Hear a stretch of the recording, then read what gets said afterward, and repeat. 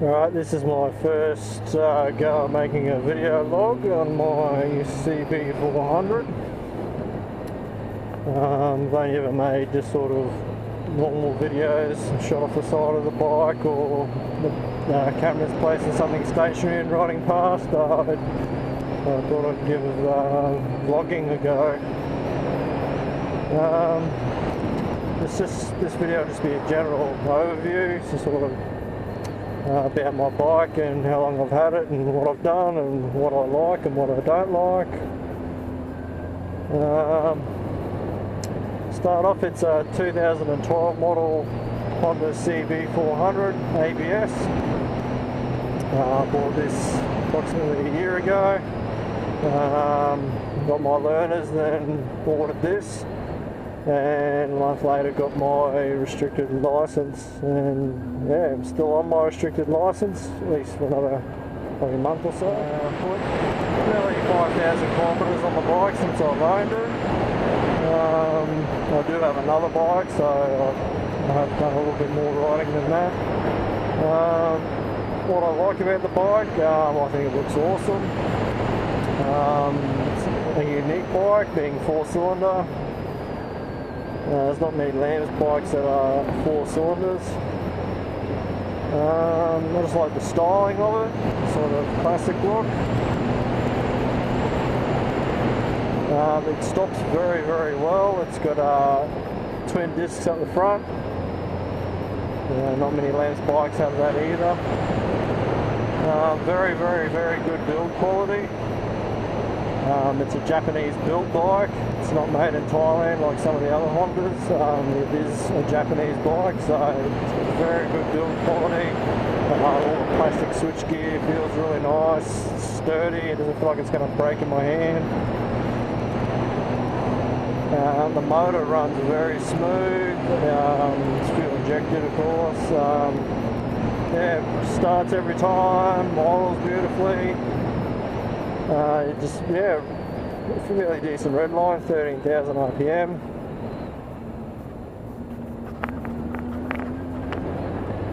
Suspension's pretty good. It's not a sports bike, so it doesn't have ultra adjustable suspension, or sort of, it's not set up to, corner all the time. It's just a nice around town bike. Seating position's fairly good, being upright.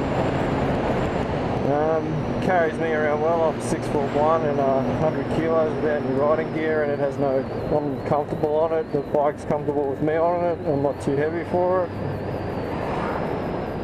What I don't like,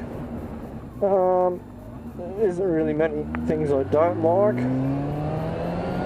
Probably the main thing is it doesn't have a temperature gauge. It's got a temperature light, but I think when that comes on, it's probably a bit too late and you might have already done some damage. Other than that, there's nothing I don't like about the bike. These bikes are very well made, very good instrumentation. Some people don't like that it's got a analog speedo. I like it. It's a sort of retro look. Also got obviously the tacho. I've got a digital clock, a digital fuel gauge, and odometer, and 2 trip meters.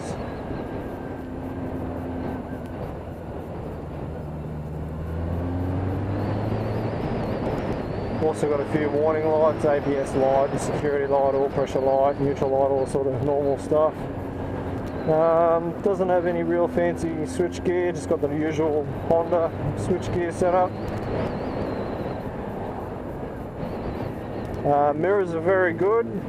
Some people might not like how high they stick up and all that sort of stuff, but they sit up nice and high. You get very good visibility on them, especially compared to my other RVF400, which has very cracked mirrors. What I've done to this bike since I owned it, well, the stock exhaust, it sounded like a sewing machine, didn't have any real sound to it. It's there for emissions and noise levels, of course. I put a slip-on exhaust on it, just a blue flame. As you've probably seen in some of the other videos, it sounds excellent. Actually makes it sound like a motorbike. Always get commented on how good it sounds. Makes it sound like a bigger bike. Doesn't sound tinny or sound like a small motor with a loud exhaust. I've also got a K&N filter, just a standard replacement one. You can just hear it sucking a bit better. I don't think it really made it any more powerful. It's only a 400, but it's another thing that doesn't have to be changed out every service. Other things, I've got crash bars on the side, just sort of go from one side of the frame to the other, stick them out a bit, probably give the frame a bit more strength, and if things go bad, you go for a slide. It should help protect the engine covers just a little bit. Also got a radiator guard on it. The standard one's just a sort of basic plastic thing. Any decent rock's still going to go through it and do some damage, so I've got a nice stainless one on there. Looks really good and should stop any rocks getting through to the radiator. Other than that, nothing really done to it, just replace some of the lights with LEDs and better bulbs.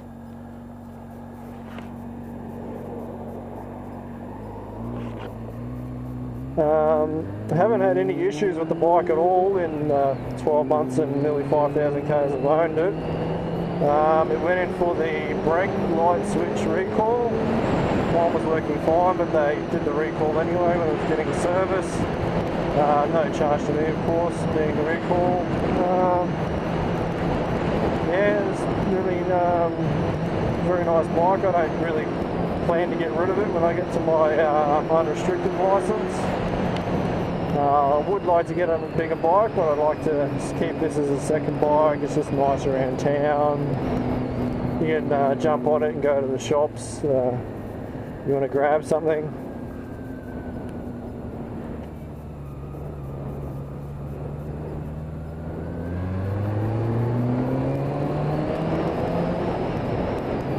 The bike, it's a very forgiving bike.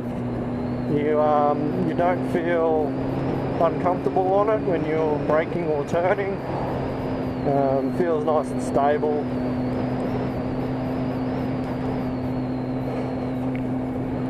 Being a 400, it's probably a good size for a learner bike. It's not too small, especially for a larger guy like me or heavier guy like me.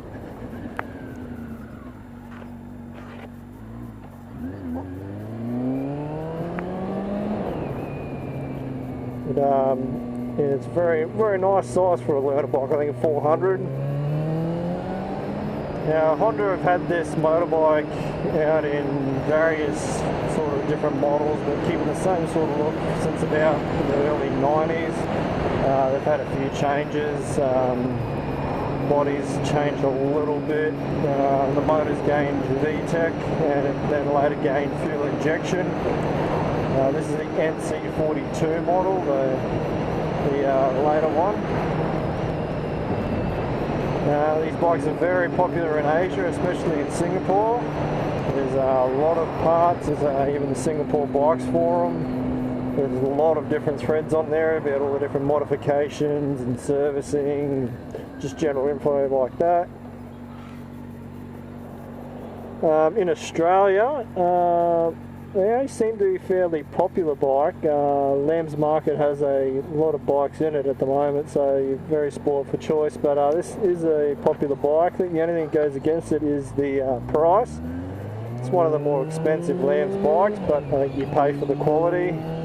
You're paying for the motor as well. It's a lot dearer to produce a 4-cylinder motor than a parallel twin.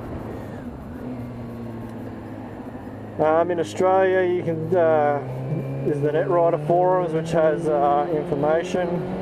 A lot of owners on there. It's a fairly large thread on there. If you want any parts, you can't really. There's no shops I've found in Australia that sells parts of these. You can get a little bit on eBay. But when you put in CB400 on eBay, you get a lot of 70s model CB400 parts come up, but there is some stuff on there in Australia. There's like a Screaming Demon exhaust, a couple other different brands of exhaust than your basic universal parts you can put on any motorbike, like mirrors and grips and bar ends, all that sort of stuff. You don't really need to do much to these bikes to improve them. I think just filter and exhaust is nice enough for a Lens bike. It's always going to be a 400cc bike. It's never going to be a massive powerhouse. There's not stuff out there like cams and all that available. If you really want to customise the bike with different fairings or wheels, or if you really want to spend some money, you can go on the WeBike website. It's a Japanese website. They ship all over the world. You can buy heaps of different stuff on there. There's thousands of parts of this bike on there.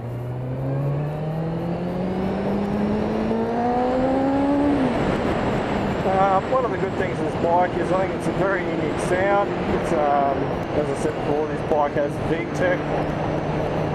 It's not the normal VTEC that come in the Honda cars. It's a different setup on the motorbikes. Below 6,000 RPM, it runs on 2 valves per cylinder. That helps with the bottom end torque. And above that, it kicks in VTEC, and that gives you 4 valves a cylinder. And what that does is increase your top end breathing, etc.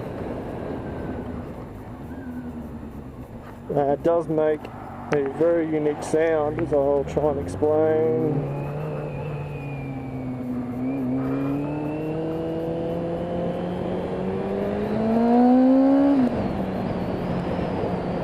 So we're now at 6,000 RPM, just give it a bit more. Hope that comes through the microphone. That's sound the crossover when the extra valves kick in. There's no big punch, it's not like hitting boost in a turbo car or anything like that. There's no massive increase. The main thing is the more sound.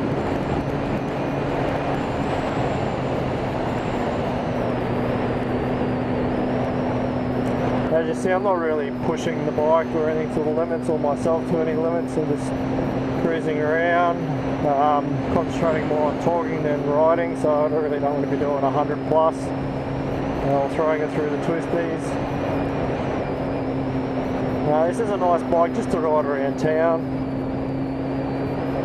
On the highway it revs a little bit high, it sits at 6,000 RPM, but with a red line of 13,000 RPM, you know, the bike does like to rev. Sitting at 6,000 for an hour isn't going to hurt it. A few guys have done touring on these. One guy went from central Queensland all the way down to Tasmania, I believe, so yeah, it's definitely capable of doing a bit of long range touring, and the high revs on 100k an hour isn't going to hurt it at all. At the end of the day, it is a Honda. It's going to run forever if you service it right. But this is the bike. Probably seen in some of the other videos.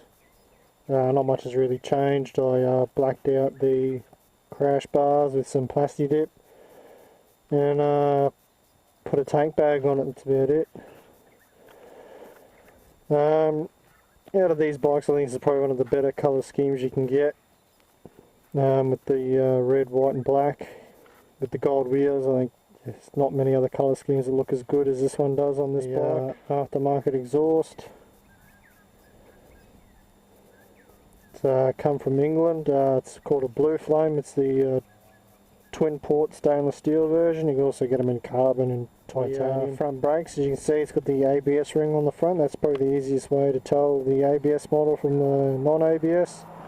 The calipers on the front are also different on the standard model. I think the ABS is another $500 or $1,000, I think. Being a learner, I thought, why not probably use the ABS one day anyway. The bike does look a lot bigger than a 400. If you covered up the 400 stickers, I think people probably think it's a 750. It's a very large motor. A lot of people don't realise it is a 4-cylinder at first. They think learner bike must be a twin. No, it is a 4-cylinder. Looks very nice with the exposed headers there. Twin shocks on the rear, another sort of retro thing. There's not many bikes except for cruisers that actually come with twin rear shocks. I think it just adds to the charm of the bike. We've got a lot of good little things like the rear foot pegs for the passenger are nice and solid. Usually hang my helmet on there. You've got a helmet hook on the seat removal part. You can hang your helmet on there and it locks when you take the key out. So no one can really flog your helmet. There's decent storage under the seat. I won't show you. It's too hard with my gloves on. Storage clips here, clip-on luggage, passenger hand grab, and there's also bag clips on the rear which come out. You can strap a bag onto the passenger seat, then you just fold away nicely, and that's about it.